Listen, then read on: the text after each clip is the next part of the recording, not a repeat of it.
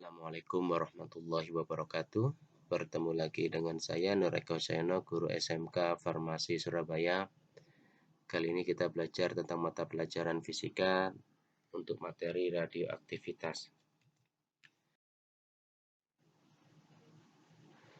Materi yang kita pelajari yang pertama tentang teori relativitas, yang kedua tentang transformasi Lorentz, yang ketiga tentang efek fotolistrik, yang keempat tentang teori atom, dan yang terakhir tentang radioaktivitas. Teori relativitas. Einstein mengajukan dua postulat yang terkenal dengan sebutan postulat relativitas khusus yang berbunyi, hukum-hukum fisika memiliki bentuk yang sama pada semua kerangka acuan inersia. Laju cahaya sebesar 3 kali 10 pangkat 8 meter per second adalah sama untuk semua pengamat, tidak tergantung pada gerak cahaya ataupun pengamat. Dilatasi waktu. Pengamat yang bergerak dengan kecepatan v terhadap pengamat yang diam mengamati dua kejadian di satu titik P, maka hubungan kedua kejadian itu menurut pengamat yang diam dan pengamat yang bergerak adalah delta T aksen sama dengan delta T per akar 1 min V kuadrat per C kuadrat, di mana T adalah waktu, C adalah cepat rambat cahaya, dan V kecepatan dari pengamat.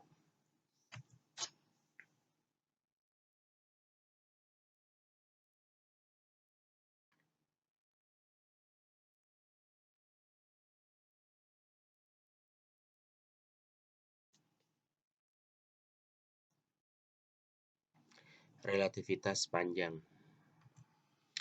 Sebuah benda panjangnya L bergerak dengan kecepatan V terhadap seorang pengamat yang diam, maka panjang benda yang diamati pengamat adalah L aksen sama dengan L kali akar dari 1 min V kuadrat per C kuadrat. L aksen adalah panjang benda yang diamati oleh pengamat yang bergerak, L adalah panjang benda yang diamati oleh pengamat yang diam, V adalah kecepatan pengamat yang bergerak, C adalah kecepatan cahaya. Relativitas massa. Jika suatu benda bergerak dengan laju V mendekati kecepatan cahaya C, maka massanya selalu lebih besar dari massa diamnya bergerak dengan laju V. Dirumuskan M sama dengan M0 per akar 1 min V kuadrat per C kuadrat.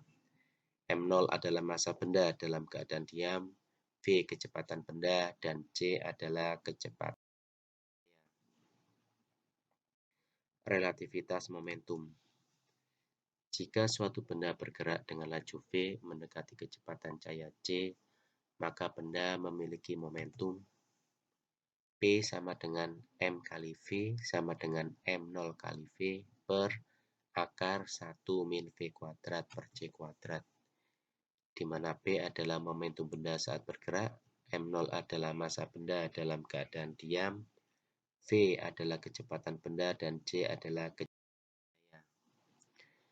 Relativitas energi. Hubungan antara massa dan energi dapat diturunkan langsung. Energi kinetik benda yang bergerak diperoleh IK sama dengan M0 C kuadrat per akar 1 min V kuadrat per C kuadrat dikurangi M0 kali C kuadrat, di mana EK sama dengan E min E0. EK adalah energi kinetik benda, E adalah energi total benda, dan E0 adalah energi di transformasi Lorentz. Secara umum, berdasarkan transformasi Lorentz, kecepatan gerak relatif benda terhadap pengamat pada sumbu X diperoleh Vx sama dengan Vx aksen plus V per 1 min V kali Vx aksen per C kuadrat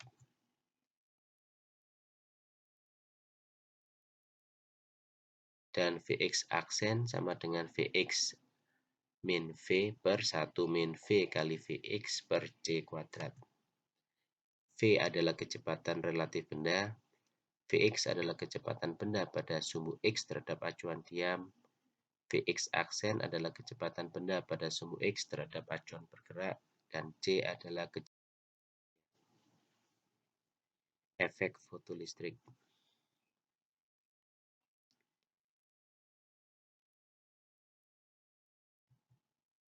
Elektron yang terikat di permukaan logam menyerap seluruh energi gelombang elektromagnetik dan akan terlepas jika energi foton lebih besar dari energi ikatnya. EK sama dengan E1 min E2, di mana EK sama dengan H kali F min H kali F0. EK adalah energi kinetik fotoelektron, satuannya Joule. H adalah tetapan Planck, besarnya 6,6 kali 10 pangkat min 34 Joule second. F adalah frekuensi, satuannya Hertz, dan F0 adalah frekuensi ambang, satuannya Hertz. Radiasi benda hitam. Seberkas sinar datang mengenai lubang pada sebuah dinding berongga. Sinar ini akan dipantulkan berkali-kali oleh dinding rongga, dan setiap kali dipantulkan intensitasnya berkurang karena sebagian diserap. Sampai suatu saat energinya kecil sekali, hampir mendekati nol. Jadi dapat dikatakan sinar yang mengenai lubang tidak keluar lagi. Itulah sebabnya lubang ini dinamakan benda hitam. Walaupun dinding dalam kaleng mengkilat, akan tetapi lubang tampak gelap.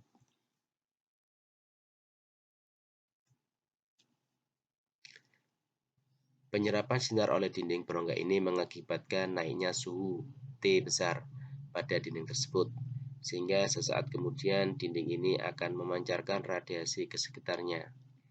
Jika dinding diberi logam, maka radiasi akan keluar dari lubang tersebut. Peristiwa ini disebut radiasi benda hitam. Hukum pergeseran Wien. Di situ ada grafik. Sumbu Y intensitas radiasi dan sumbu X adalah panjang gelombang. Gejala pergeseran intensitas cahaya lambda maksimum pada radiasi benda hitam disebut pergeseran Wien. Wien menemukan bahwa hasil kali antara intensitas pada lambda maksimum dan suhu mutlak merupakan bilangan konstan yang berharga 2,898 kali 10 pangkat min 3 mm Kelvin. Secara matematis, hukum pergeseran Wien dapat dinyatakan dengan persamaan lambda maksimum kali T suhu mutlak adalah konstan. Dualisme gelombang partikel. Kita tinjau sebuah gelombang elektromagnetik berfrekuensi F yang jatuh pada sebuah layar. Intensitasnya I besar dari gelombang bergantung pada besar medan listrik dan medan magnetnya. Besar I dapat ditentukan dengan I sama dengan N kali H kali F. I adalah intensitas gelombang, H adalah tetapan Planck, F adalah frekuensi, N adalah bilangan kuantum, 1, 2, 3, dan seterusnya. Efek Compton.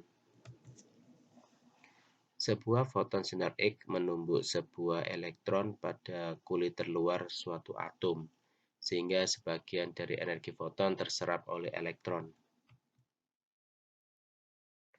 Di situ diilustrasikan foton datang mengenai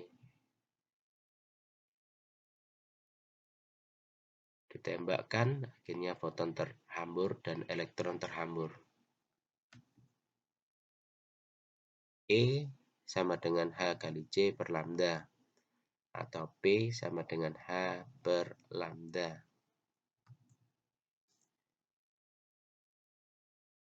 Untuk foton yang terhambur, E sama dengan H kali C per lambda aksen, dan P sama dengan H per lambda aksen. Untuk elektron yang terhambur, E sama dengan akar M0 kuadrat kali C pangkat 4 plus P kuadrat kali C kuadrat.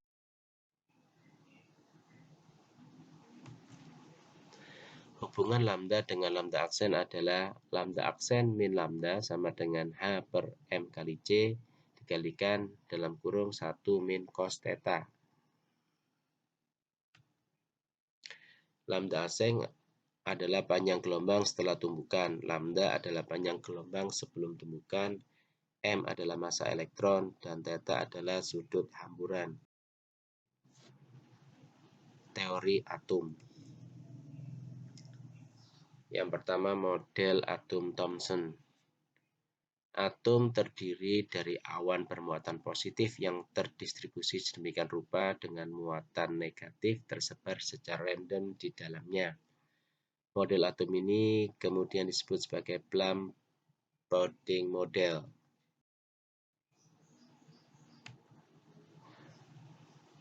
Model atom Rutherford. Inti bermuatan positif dan elektron mengelilingi inti. Model atom Bohr. Yang pertama, elektron berputar mengelilingi atom pada lintasan tertentu dengan momentum anguler. Yang kedua, dalam tiap lintasannya, elektron memiliki tingkat energi tertentu. Elektron akan menyerap energi foton jika berpindah dari kulit dalam ke kulit luar, dan akan memancarkan energi foton jika berpindah dari luar ke dalam.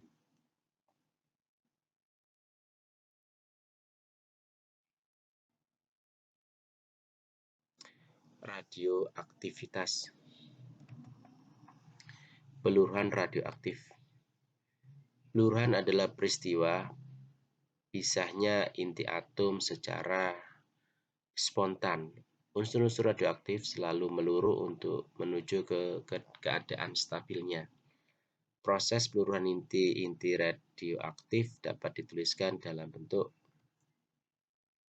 NT sama dengan N0 kali E pangkat min lambda T dan RT sama dengan R0 kali E pangkat min lambda T, di mana N0 adalah jumlah inti mula-mula, NT adalah jumlah inti setelah peluruhan, R0 adalah aktivitas inti mula-mula, RT adalah aktivitas inti setelah peluruhan, lambda adalah konstanta peluruhan, dan T adalah waktu meluruh.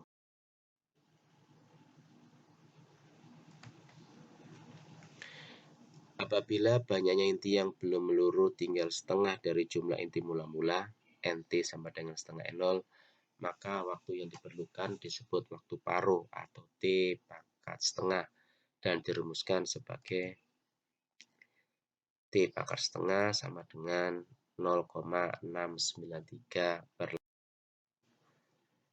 radioisotop. Pemanfaatan dari radioisotop yang pertama pada bidang kedokteran, untuk memperoleh gambar struktur bagian dalam tubuh, untuk menentukan lokasi jaringan kanker, untuk mempelajari fungsi organ dalam tubuh, dan untuk mempelajari umur sel darah merah. Pada bidang pertanian, untuk pencarian bibit unggul, untuk pemberantasan hama, untuk pengawetan makanan, untuk sterilisasi susu, untuk pembuatan vaksin ternak.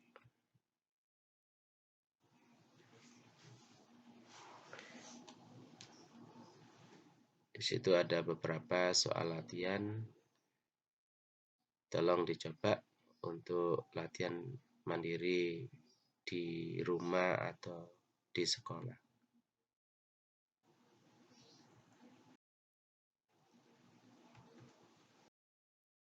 Terima kasih. Saya akhiri. Wassalamualaikum warahmatullahi wabarakatuh.